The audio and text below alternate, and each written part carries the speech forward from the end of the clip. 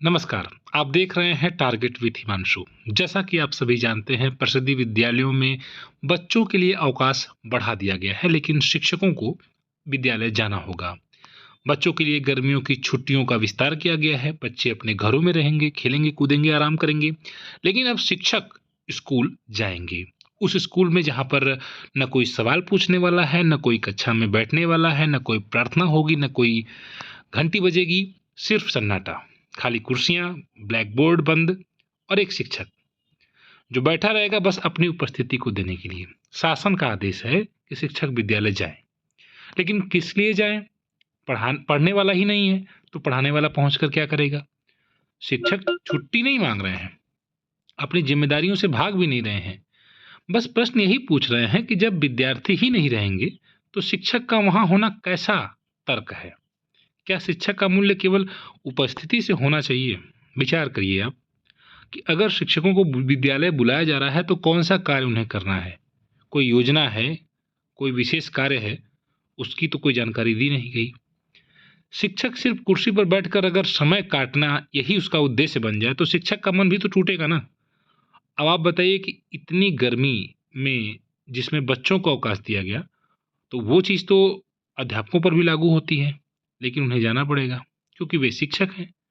शिक्षक जो जिम्मेदार होता है, लेकिन क्या व्यवस्था भी शिक्षक के प्रति उतनी जिम्मेदार है? और सबसे बड़ा सवाल आप देखिए, संगठन, शिक्षक संगठनों की चुप्पी देखिए इस मामले पर। वे संगठन जो हर चुनाव में वादों की झड़ी लगा देते हैं, आपसे कहते हैं कि आपके अधिकारों के लिए, शिक्षकों के हित के लिए लड़ेंगे। आज जब शिक्षक इस परिस्थिति में है तो वे संगठन भी चुप हैं। क्या यह मुद्दा आपको छोटा दिखाई दे रहा है? क्या शिक्षक का आत्मसम्मान कोई मुद्दा नहीं है? अब आप बताइए। और हम सबको मिलकर इस मामले पर आवाज़ उठाना पड़ेगा, अपील करना पड़ेगा कि शिक्षक के बीच समय है, उसकी भी ऊर्जा है और उसकी भी भावना है, उसको सम्मान करना होगा। शिक्षक को विद्यालय किस उद्देश्य से बुलाया जा रहा है, यह स्पष्ट नहीं है। विद्यालय में उपस्थित होकर कार्य करेंगे, कौन सा कार्य करेंगे, कुछ भी स्पष्ट नहीं है। शिक्षक जाएंगे भी, बच्चे रहेंगे ही नहीं, तो फिर सिर्फ बैठने के लिए, सिर्फ उपस्थिति देने जाने का क्या उद्देश्य है? और शिक्षक संगठन यहाँ पर चुप्पी है इन मामले पर, ये एक गंभीर सवाल है। इसलिए यह ध्यान देना होगा कि शिक्षक को सिर्फ हाजिरी के लिए नहीं बुलाया जाना चाहिए, उसकी जिम्मेदारी कुछ होनी चाहिए। और शिक्षक सिर्फ विद्यालय में जाकर बैठे तो ये कौन सी जिम्मेदारी है? शिक्षक का होना तभी सार्थक है जब विद्यार्थी भी हों, यह स्पष्ट हो जाना चाहिए।